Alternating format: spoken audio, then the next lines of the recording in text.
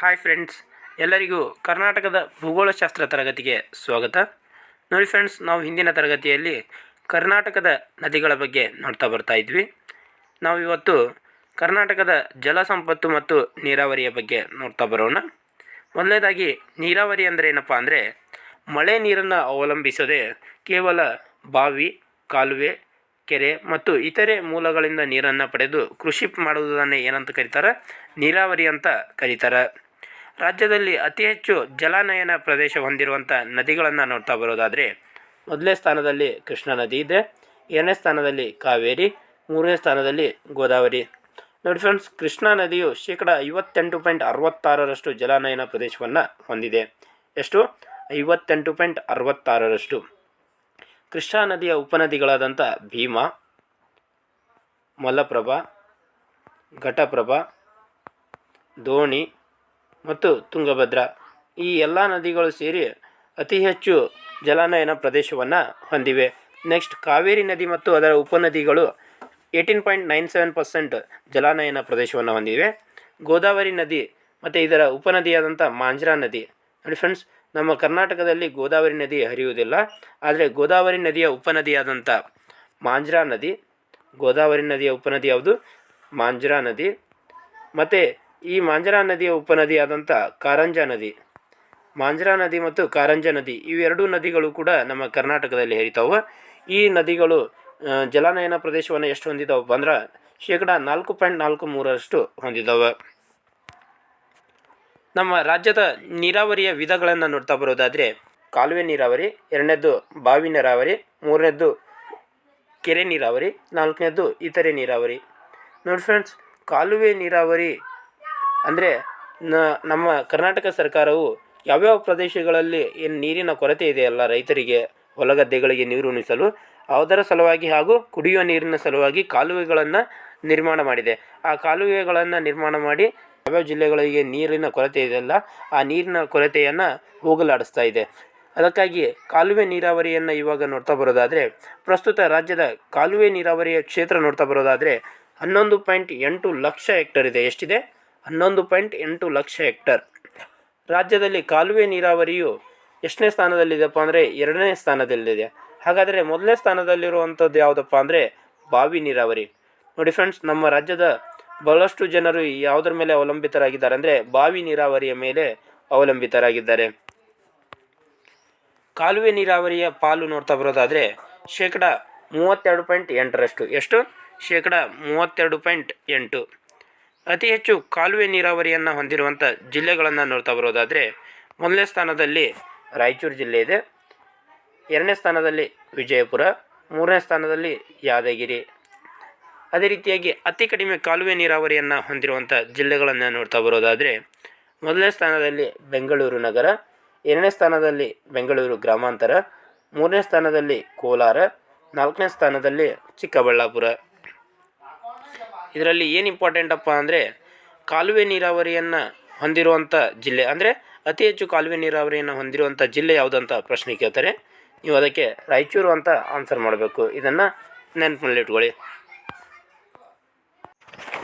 Next, ಬಾವಿ ನೀರಾವರಿ. ರಾಜ್ಯದಲ್ಲಿ ಬಾವಿ ನೀರಾವರಿಯ ಕ್ಷೇತ್ರ 17.81 ಲಕ್ಷ ಹೆಕ್ಟರ್. ಆ ಬಾವಿ ನೀರಾವರಿಯಲ್ಲಿ ಎಷ್ಟು ವಿಧ ಅದಾವಪ್ಪ ಅಂದರೆ 2 ವಿಧ ಅದಾವು. ಒಂದನೇದ್ದು ತೆರೆದ ಬಾವಿ, ಇನ್ನೊಂದು ಕೊಳವೆ ಬಾವಿ. ಅದರಲ್ಲೂ ಆಲ್ಮೋಸ್ಟ್ ನಮ್ಮ ಜನರು ಕೊಳವೆ ಬಾವಿಯ ಮೇಲೆ ಅವಲಂಬಿತರಾಗಿದ್ದಾರೆ. ಯಾವುದ್ರ ಮೇಲೆ? ಕೊಳವೆ ಬಾವಿಯ ಮೇಲೆ. ತೆರೆದ ಬಾವಿಯ ನಮ್ಮ ರಾಜ್ಯದಲ್ಲಿ ಎಷ್ಟು ಕ್ಷೇತ್ರವನ್ನು ಹರಡಿಕೊಂಡಿದೆ ಅಂದರೆ 3.39 ಲಕ್ಷ ಹೆಕ್ಟರ್ ನಮ್ಮ ರಾಜ್ಯದಲ್ಲಿ ತೆರೆದ ಬಾವಿ ಇದ್ದರೆ 14.02 ಲಕ್ಷ ಹೆಕ್ಟರಷ್ಟು ಪ್ರದೇಶದಷ್ಟು ಏನಿದೆ ಅಂದರೆ ಕೊಳವೆ ಬಾವಿಗಳಿವೆ. ನೆಕ್ಸ್ಟ್, ಒಟ್ಟು ನೀರಾವರಿಯ ಕ್ಷೇತ್ರದಲ್ಲಿ ಬಾವಿ ನೀರಾವರಿಯ ಪಾಲು ಎಷ್ಟಪ್ಪ ಅಂದರೆ 49.2%. ಎಷ್ಟು ಪರ್ಸೆಂಟ್? 49.2%. ಅತಿ ಹೆಚ್ಚು ಬಾವಿ ನೀರಾವರಿಯನ್ನು ಹೊಂದಿರುವಂಥ ಜಿಲ್ಲೆ ಯಾವುದಪ್ಪ ಅಂದರೆ ಮೊದಲನೇ ಸ್ಥಾನದಲ್ಲಿ ಬೆಳಗಾವಿ ಇದೆ, ಎರಡನೇ ಸ್ಥಾನದಲ್ಲಿ ವಿಜಯಪುರ, ಮೂರನೇ ಸ್ಥಾನದಲ್ಲಿ ದಕ್ಷಿಣ ಕನ್ನಡ ಮತ್ತು ನಾಲ್ಕನೇ ಸ್ಥಾನದಲ್ಲಿ ಉಡುಪಿ ಇದೆ. ನೆಕ್ಸ್ಟ್, ಅತಿ ಕಡಿಮೆ ಬಾವಿ ನೀರಾವರಿಯನ್ನು ಹೊಂದಿರುವಂಥ ಜಿಲ್ಲೆ ಯಾವುದಂತ ನೋಡ್ತಾ ಬರೋದಾದರೆ ಕೊಡಗು ಜಿಲ್ಲೆ. ಕೊಡಗು ಜಿಲ್ಲೆಯು ಅತಿ ಕಡಿಮೆ ಬಾವಿ ನೀರಾವರಿಯನ್ನು ಹೊಂದಿರುವಂಥ ಜಿಲ್ಲೆಯಾಗಿದೆ. ನೆಕ್ಸ್ಟ್, ಮೂರನೇದು ಯಾವುದಪ್ಪ ಅಂದರೆ ಕೆರೆ ನೀರಾವರಿ. ನೋಡಿ ಫ್ರೆಂಡ್ಸ್, ಮೊದಲನೇದು ಯಾವುದು? ಕಾಲುವೆ ನೀರಾವರಿ. ಎರಡನೇದು ಬಾವಿ ನೀರಾವರಿ. ಮೂರನೇದು ಕೆರೆ ನೀರಾವರಿ. ಇದರಲ್ಲಿ ಇಂಪಾರ್ಟೆಂಟ್ ಏನಪ್ಪ ಅಂದರೆ ಅತಿ ಹೆಚ್ಚು ನಮ್ಮ ರಾಜ್ಯವು ಯಾವ ನೀರಾವರಿಯನ್ನು ಬಳಸ್ಕೋತೈತಿ ಅಂತೇಳಿ ಕೇಳಿದ್ರಪ್ಪ ಅಂದರೆ ನೀವೇನಂತ ಆನ್ಸರ್ ಮಾಡಬೇಕು? ಬಾವಿ ನೀರಾವರಿ ಅಂತ ಆನ್ಸರ್ ಮಾಡಬೇಕು. ಅಂದರೆ ಇದರಲ್ಲಿ ಎರಡು ಪ್ರಕಾರ ಬರ್ತವೆ, ತೆರೆದ ಬಾವಿ ಮತ್ತು ಕೊಳವೆ ಬಾವಿ. ಪರ್ಟಿಕ್ಯುಲರ್ ಆಗಿ ಆಪ್ಷನ್ನಲ್ಲಿ ತೆರೆದ ಬಾವಿ, ಕೊಳವೆ ಬಾವಿ ಅಂತ ಕೊಟ್ಟರೆ ಕೊಳವೆ ಬಾವಿ ಅಂತ ಆನ್ಸರ್ ಮಾಡಬೇಕು, ಕೊಳವೆ ಬಾವಿ. ಆದರೆ ಡೈರೆಕ್ಟಾಗಿ ಬಾವಿ ನೀರಾವರಿ, ಕೆರೆ ನೀರಾವರಿ ಮತ್ತು ಕಾಲುವೆ ನೀರಾವರಿ ಅಂತ ಆಪ್ಷನ್ಗಳನ್ನ ಕೊಟ್ಟರೆ ನೀವು ಏನಂತ ಆನ್ಸರ್ ಮಾಡಬೇಕು? ಬಾವಿ ನೀರಾವರಿ ಅಂತ ಆನ್ಸರ್ ಮಾಡಬೇಕು. ಅದೇ ರೀತಿಯಾಗಿ ಇನ್ನೂ ಏನು ಇಂಪಾರ್ಟೆಂಟಪ್ಪ ಅಂದರೆ ಅತಿ ಹೆಚ್ಚು ಕಾಲುವೆ ನೀರಾವರಿಯನ್ನು ಹೊಂದಿರುವಂಥ ಜಿಲ್ಲೆ ಯಾವುದು ಅಂತ ಕೇಳ್ತಾನೆ. ಅತಿ ಹೆಚ್ಚು ಕಾಲುವೆ ನೀರಾವರಿಯನ್ನು ಹೊಂದಿರುವಂಥ ಜಿಲ್ಲೆ ಯಾವುದು? ರಾಯಚೂರು. ಯಾವ ಜಿಲ್ಲೆ? ರಾಯಚೂರು ಜಿಲ್ಲೆ. ನೆಕ್ಸ್ಟ್, ಅತಿ ಹೆಚ್ಚು ಬಾವಿ ನೀರಾವರಿಯನ್ನು ಹೊಂದಿರುವಂಥ ಜಿಲ್ಲೆ ಯಾವುದು ಅಂತ ಕೇಳ್ತಾನೆ. ಬೆಳಗಾವಿ ಜಿಲ್ಲೆ ಅಂತ ಆನ್ಸರ್ ಮಾಡಬೇಕು. ನೆಕ್ಸ್ಟ್, ಮೂರನೇದು ಅತಿ ಹೆಚ್ಚು ಕೆರೆ ನೀರಾವರಿಯನ್ನು ಹೊಂದಿರುವಂಥ ಜಿಲ್ಲೆ ಯಾವುದು ಅಂತ ಕೇಳ್ತಾನೆ. ಇದಕ್ಕೆ ನೀವು ಶಿವಮೊಗ್ಗ ಅಂತ ಆನ್ಸರ್ ಮಾಡಬೇಕಾಗುತ್ತೆ. ಇದಿಷ್ಟು ಇಂಪಾರ್ಟೆಂಟು. ಇವಾಗ ಕೆರೆ ನೀರಾವರಿ ಬಗ್ಗೆ ನೋಡ್ತಾ ಬರೋಣ. ರಾಜ್ಯದಲ್ಲಿ ಕೆರೆ ನೀರಾವರಿಯ ಒಟ್ಟು ಕ್ಷೇತ್ರ 1.58 ಲಕ್ಷ ಹೆಕ್ಟರ್. ಎಷ್ಟು? 1.58 ಲಕ್ಷ ಹೆಕ್ಟರ್.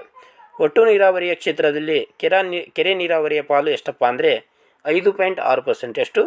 5.6%. ಅತಿ ಹೆಚ್ಚು ಬಾವಿ ನೀರಾವರಿಯನ್ನು ಹೊಂದಿರುವಂಥ ಜಿಲ್ಲೆಗಳು ಯಾವಪ್ಪ ಅಂದರೆ ಶಿವಮೊಗ್ಗ ಮೊದಲ ಸ್ಥಾನದಲ್ಲಿದೆ, ಎರಡನೇದು ಹಾಸನ, ಮೂರನೇದು ತುಮಕೂರು. ಕರ್ನಾಟಕದ ಮುಖ್ಯ ಕೆರೆಗಳನ್ನು ನೋಡ್ತಾ ಬರೋಣ. ನೋಡಿ ಫ್ರೆಂಡ್ಸ್, ಕರ್ನಾಟಕದ ಮುಖ್ಯ ಕೆರೆಗಳು ಮೊದಲನೇದಾಗಿ ಶಾಂತಿಸಾಗರ ಅಥವಾ ಸೂಳೆಕೆರೆ ಅಂತ ಕೂಡ ಇದನ್ನು ಕರೀತಾರೆ. ಈ ಶಾಂತಿಸಾಗರ ಕೆರೆ ಎಲ್ಲಿ ಕಂಡು ಬರ್ತೈತಪ್ಪ ಅಂದರೆ ಈ ಕೆರೆಯು ದಾವಣಗೆರೆ ಜಿಲ್ಲೆಯ ಚನ್ನಗಿರಿ ತಾಲೂಕಿನಲ್ಲಿ ಕಂಡು ಬರ್ತೈತಿ. ನೋಡಿ ಫ್ರೆಂಡ್ಸ್, ಇತ್ತೀಚೆಗೆ ಭಾಳ ಡೀಪಾಗಿ ಹೋಗ್ತಾ ಇದ್ದಾನೆ. ಯಾವ ರೀತಿಯಪ್ಪ ಅಂದರೆ ಇವಾಗ ಜಿಲ್ಲೆಗಳನ್ನು ಕೇಳೋದನ್ನು ಬಿಟ್ಟಿದ್ದಾನೆ, ತಾಲೂಕುಗಳನ್ನು ಕೇಳ್ತಾ ಇದ್ದಾನೆ ಜಾಸ್ತಿ. ಇತ್ತೀಚೆಗೆ ನಡೆದಂಥ ಎಸ್ ಡಿ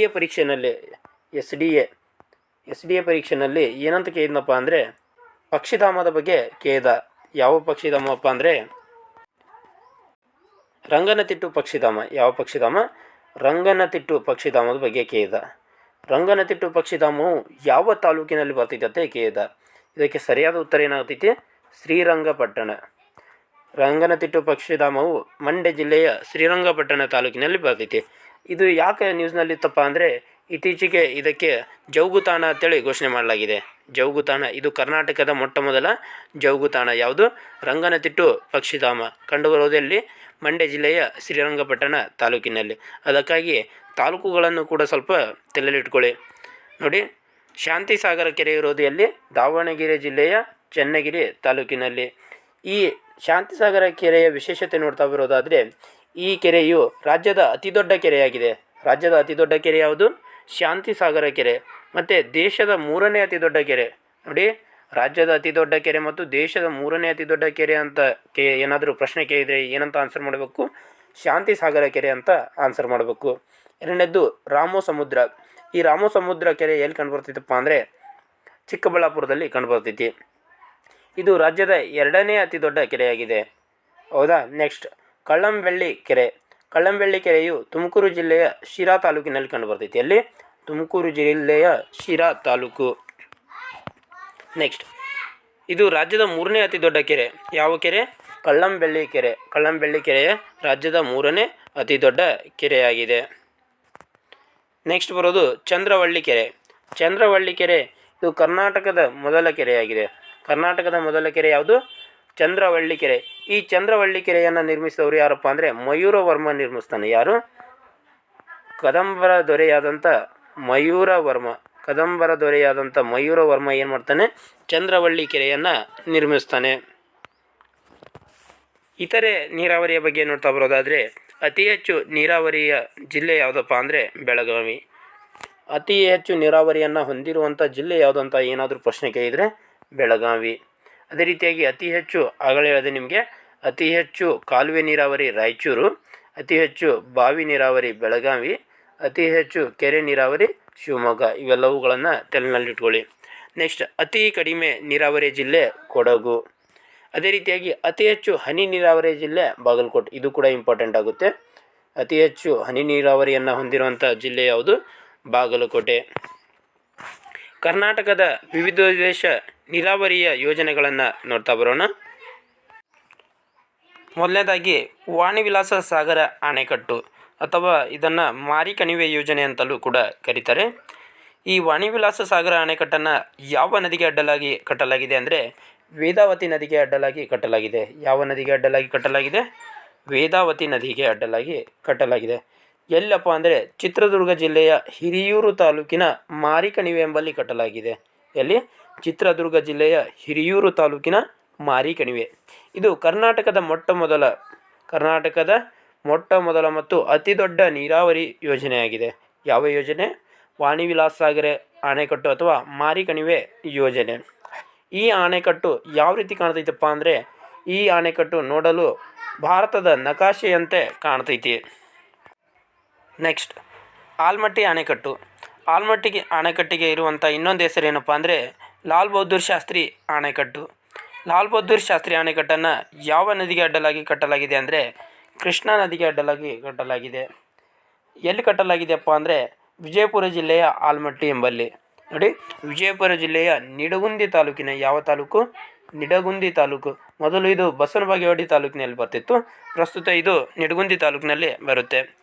ನೀರಿನ ಸಂಗ್ರಹಣಾ ಸಾಮರ್ಥ್ಯವನ್ನು ನೋಡ್ತಾ ಬರೋದಾದರೆ 123 TMC. ಎಷ್ಟು? 123 TMC ನೀರಿನ ಸಂಗ್ರಹಣಾ ಸಾಮರ್ಥ್ಯ ಇದೆ. ಇದು ಒಂದು ವಿವಿಧೋದ್ದೇಶ ನದಿ ಕಣಿವೆ ಯೋಜನೆಯಾಗಿದೆ. ಅಂದರೆ ಇಲ್ಲಿ ವಿದ್ಯುತ್ತನ್ನು ಉತ್ಪಾದಿಸಲು ಕೂಡ ನೀರನ್ನು ಬಳಸಲಾಗುತ್ತೆ. ಅದೇ ರೀತಿಯಾಗಿ ಹೊಲಗದ್ದೆಗಳಿಗೆ ನೀರು ಉಣಿಸಲು ಕೂಡ ಈ ಆಲ್ಮಟ್ಟಿ ಯೋಜನೆಯ ನೀರನ್ನು ಬಳಸಲಾಗುತ್ತೆ. ನೆಕ್ಸ್ಟ್, KRS ಅಥವಾ ಕನ್ನಂಬಾಡಿ ಅಣೆಕಟ್ಟು. KRSನ ವಿಸ್ತೃತ ರೂಪ ಕೃಷ್ಣರಾಜಸಾಗರ ಅಣೆಕಟ್ಟು ಅಥವಾ ಕನ್ನಂಬಾಡಿ ಅಣೆಕಟ್ಟು. ಈ KRS ಅಣೆಕಟ್ಟನ್ನು ಯಾವ ನದಿಗೆ ಅಡ್ಡಲಾಗಿ ಕಟ್ಟಲಾಗಿದೆ ಅಂದರೆ ಕಾವೇರಿ ನದಿಗೆ ಅಡ್ಡಲಾಗಿ ಕಟ್ಟಲಾಗಿದೆ. ಸ್ಥಳ ನೋಡ್ತಾ ಬರೋದಾದರೆ ಮಂಡ್ಯ ಜಿಲ್ಲೆಯ ಶ್ರೀರಂಗಪಟ್ಟಣ ತಾಲೂಕಿನ ಕನ್ನಂಬಾಡಿ ಎಂಬಲ್ಲಿ ಈ ಅಣೆಕಟ್ಟನ್ನು ಕಟ್ಟಲಾಗಿದೆ. ನೆಕ್ಸ್ಟ್, ನಿರ್ಮಾಣದ ನೇತೃತ್ವ. KRS ಡ್ಯಾಮ್ನ ನಿರ್ಮಾಣದ ನೇತೃತ್ವವನ್ನು ಯಾರು ವಹಿಸಿದ್ರಪ್ಪ ಅಂದರೆ ಸರ್ ಎಂ ವಿಶ್ವೇಶ್ವರಯ್ಯನವರು ವಹಿಸಿದರು. ಈ ಅಣೆಕಟ್ಟಿನ ವಿಶೇಷತೆ ನೋಡ್ತಾ ಬರೋದಾದರೆ KRS ಅಣೆಕಟ್ಟು ಸ್ವಯಂ ಚಾಲಿತ ಬಾಗಿಲುಗಳನ್ನು ಒಳಗೊಂಡಿದೆ. ಸ್ವಯಂ ಚಾಲಿತ ಬಾಗಿಲುಗಳನ್ನು ಒಳಗೊಂಡಿರುವಂಥ ದೇಶದ ಮೊಟ್ಟ ಮೊದಲ ಅಣೆಕಟ್ಟು ಯಾವುದಪ್ಪ ಅಂದರೆ KRS ಅಥವಾ ಕನ್ನಂಬಾಡಿ ಅಣೆಕಟ್ಟು. ನೆಕ್ಸ್ಟ್, ಲಿಂಗನಮಕ್ಕಿ ಜಲಾಶಯ. ಈ ಲಿಂಗನಮಕ್ಕಿ ಜಲಾಶಯವನ್ನು ಶರಾವತಿ ನದಿಗೆ ಅಡ್ಡಲಾಗಿ ಕಟ್ಟಲಾಗಿದೆ. ಸ್ಥಳ ನೋಡ್ತಾ ಬರೋದಾದರೆ ಶಿವಮೊಗ್ಗ ಜಿಲ್ಲೆಯ ಸಾಗರ ತಾಲೂಕಿನ ಲಿಂಗನಮಕ್ಕಿ. ನೀರಿನ ಸಂಗ್ರಹಣಾ ಸಾಮರ್ಥ್ಯ 156 TMC. ನೋಡಿ ಫ್ರೆಂಡ್ಸ್, ಅತಿ ಹೆಚ್ಚು ನೀರಿನ ಸಂಗ್ರಹಣಾ ಸಾಮರ್ಥ್ಯವನ್ನು ಹೊಂದಿರುವಂಥ ಜಲಾಶಯ ಯಾವುದಪ್ಪ ಅಂದರೆ ಲಿಂಗನಮಕ್ಕಿ ಜಲಾಶಯ. ಈ ಜಲಾಶಯವು ರಾಜ್ಯದ ಅತಿದೊಡ್ಡ ಜಲಾಶಯವಾಗಿದೆ. ರಾಜ್ಯದ ಅತಿದೊಡ್ಡ ಜಲಾಶಯ ಯಾವುದು? ಲಿಂಗನಮಕ್ಕಿ ಜಲಾಶಯ. ಈ ಜಲಾಶಯವನ್ನು ಕೇವಲ ಜಲವಿದ್ಯುತ್ ಉತ್ಪಾದನೆಗೆ ಮಾತ್ರ ಬಳಕೆ ಮಾಡಲಾಗುತ್ತೆ. ನೋಡಿ, ಲಿಂಗನಮಕ್ಕಿ ಜಲಾಶಯದ ನೀರನ್ನು ಕೇವಲ ಜಲವಿದ್ಯುತ್ ಉತ್ಪಾದನೆಗೆ ಮಾತ್ರ ಬಳಕೆ ಮಾಡಲಾಗುತ್ತೆ. ನಾರಾಯಣಪುರ ಅಣೆಕಟ್ಟು. ನೆಕ್ಸ್ಟ್ ಯಾವುದು? ನಾರಾಯಣಪುರ ಅಣೆಕಟ್ಟು. ನಾರಾಯಣಪುರ ಅಣೆಕಟ್ಟು ಅಥವಾ ಬಸವಸಾಗರ ಜಲಾಶಯ ಅಂತಲೂ ಕೂಡ ಇದನ್ನು ಕರೀತಾರೆ. ಇದನ್ನು ಕೃಷ್ಣಾ ನದಿಗೆ ಅಡ್ಡಲಾಗಿ ನಿರ್ಮಾಣ ಮಾಡಲಾಗಿದೆ. ಯಾವ ಜಿಲ್ಲೆಯಲ್ಲಪ್ಪ ಅಂದರೆ ಯಾದಗಿರಿ ಜಿಲ್ಲೆಯಲ್ಲಿ ಈ ಅಣೆಕಟ್ಟನ್ನು ನಿರ್ಮಾಣ ಮಾಡಲಾಗಿದೆ. ನೆಕ್ಸ್ಟ್, ಇಂದಿನ ಪ್ರಶ್ನೆ ಪತ್ರಿಕೆಗಳಲ್ಲಿ ಕೇಳಲಾದ ಪ್ರಶ್ನೆಗಳನ್ನು ನೋಡ್ತಾ ಬರೋಣ. ಒಂದೆರಡು ಪ್ರಶ್ನೆಗಳಿಗೆ ನಾನು ಆನ್ಸರ್ ಮಾಡ್ತೀನಿ. ಉಳಿದಂಥ ಪ್ರಶ್ನೆಗಳಿಗೆ ನೀವು ಕಮೆಂಟ್ ಬಾಕ್ಸ್ನಲ್ಲಿ ಕಮೆಂಟ್ ಮಾಡಿ. ಇವೆಲ್ಲವೂ ಕೂಡ ಇಂಪಾರ್ಟೆಂಟ್ ಕ್ವೆಶನ್ಸ್ಗಳು. ವಾಣಿವಿಲಾಸ ಸಾಗರ ವಿವಿಧೋದ್ದೇಶ ಯೋಜನೆಯನ್ನು ಯಾವ ನದಿಯ ಮೇಲೆ ನಿರ್ಮಿಸಲಾಗಿದೆ? ಇದಕ್ಕೆ ಸರಿಯಾದ ಉತ್ತರ ವೇದಾವತಿ ನದಿ. ನೋಡಿ ಫ್ರೆಂಡ್ಸ್, ವೇದಾವತಿ ನದಿಗೆ ಅಡ್ಡಲಾಗಿ ವಾಣಿವಿಲಾಸ ಅಣೆಕಟ್ಟನ್ನು ಕಟ್ಟಲಾಗಿದೆ. ಇದು ಯಾವ ಜಿಲ್ಲೆಯಲ್ಲಿ ಕಂಡುಬರ್ತೈತಪ್ಪ ಅಂದರೆ ಚಿತ್ರದುರ್ಗ ಜಿಲ್ಲೆಯಲ್ಲಿ ಕಂಡುಬರ್ತೈತಿ. ನೆಕ್ಸ್ಟ್, ಕರ್ನಾಟಕದ ಮೊದಲ ಜಲವಿದ್ಯುತ್ ಯೋಜನೆ. ಕರ್ನಾಟಕದ ಮೊದಲ ಜಲವಿದ್ಯುತ್ ಯೋಜನೆ ಯಾವುದಪ್ಪ ಅಂದರೆ ಶಿವನ ಸಮುದ್ರ ಯೋಜನೆ. ಯಾವ ಯೋಜನೆ? ಶಿವನ ಸಮುದ್ರ ಯೋಜನೆ. ಶಿವನ ಸಮುದ್ರ ಯೋಜನೆಯನ್ನು 1902ರಲ್ಲಿ ಮಂಡ್ಯ ಜಿಲ್ಲೆಯ ಶಿವನ ಸಮುದ್ರ ಎಂಬ ಸ್ಥಳದಲ್ಲಿ ಈ ಯೋಜನೆಯನ್ನು ಪ್ರಾರಂಭಿಸಲಾಯಿತು. ಮೊಟ್ಟ ಮೊದಲ ಬಾರಿಗೆ ಈ ಯೋಜನೆಯ ಜಲವಿದ್ಯುತ್ತನ್ನು ಎಲ್ಲಿಗೆ ಪೂರೈಸಲಾಯಿತಪ್ಪ ಅಂದರೆ ಕೋಲಾರದ KGF ಚಿನ್ನದ ಗಣಿಗೆ ಪೂರೈಸಲಾಯಿತು. ತದನಂತರ 1905ರಲ್ಲಿ ನಮ್ಮ ರಾಜ್ಯದ ರಾಜಧಾನಿಯಾದಂಥ ಬೆಂಗಳೂರು ಈ ವಿದ್ಯುತ್ತನ್ನು ಪಡೆಯಿತು. ದೇಶದಲ್ಲೇ ಮೊದಲ ಬಾರಿಗೆ ವಿದ್ಯುತ್ತನ್ನು ಪಡೆದಂಥ ನಗರ ಯಾವುದಪ್ಪ ಅಂದರೆ ಬೆಂಗಳೂರು ನಗರ. ಯಾವ ನಗರ? ಬೆಂಗಳೂರು ನಗರವು ದೇಶದಲ್ಲೇ ಮೊದಲ ಬಾರಿಗೆ ವಿದ್ಯುತ್ತನ್ನು ಪಡೆಯಿತು. ಅದು ಯಾವ ಯೋಜನೆಯಿಂದ? ಶಿವನ ಸಮುದ್ರ ಜಲವಿದ್ಯುತ್ ಯೋಜನೆಯಿಂದ. ಈ ಶಿವನ ಸಮುದ್ರ ಜಲವಿದ್ಯುತ್ ಯೋಜನೆಯನ್ನು ಯಾರು ಸ್ಥಾಪಿಸ್ತಾರಪ್ಪ ಅಂದರೆ ಕೆ ಶೇಷಾದ್ರಿ ಅಯ್ಯರ್. ಯಾರು? ಕೆ ಶೇಷಾದ್ರಿ ಅಯ್ಯರ್. ಅದಕ್ಕಾಗಿ ಶಿವನ ಸಮುದ್ರ ಜಲವಿದ್ಯುತ್ ಯೋಜನೆಗೆ ಏನಂತ ಹೆಸರಿಡಲಾಗಿದೆ ಅಂದರೆ ಕೆ ಶೇಷಾದ್ರಿ ಅಯ್ಯರ್ ಜಲವಿದ್ಯುತ್ ಯೋಜನೆ ಎಂದು ಹೆಸರಿಡಲಾಗಿದೆ. ನೆಕ್ಸ್ಟ್, ವಿಜಯಪುರದ ಆಲಮಟ್ಟಿ ಜಲಾಶಯವನ್ನು ಹೀಗೂ ಕರೆಯುವರು. ಆಪ್ಷನ್ ಎ ಇಂದಿರಾ ಗಾಂಧಿ ಜಲಾಶಯ, ಆಪ್ಷನ್ ಬಿ ಮಹಾತ್ಮ ಗಾಂಧಿ ಜಲಾಶಯ, ಆಪ್ಷನ್ ಸಿ ಬಸವಸಾಗರ ಜಲಾಶಯ, ಆಪ್ಷನ್ ಡಿ ಲಾಲ್ ಬಹದ್ದೂರ್ ಶಾಸ್ತ್ರಿ ಜಲಾಶಯ. ಇದಕ್ಕೆ ಉತ್ತರವನ್ನು ನೀವು ಕಮೆಂಟ್ ಬಾಕ್ಸ್ನಲ್ಲಿ ಕಮೆಂಟ್ ಮಾಡಿ.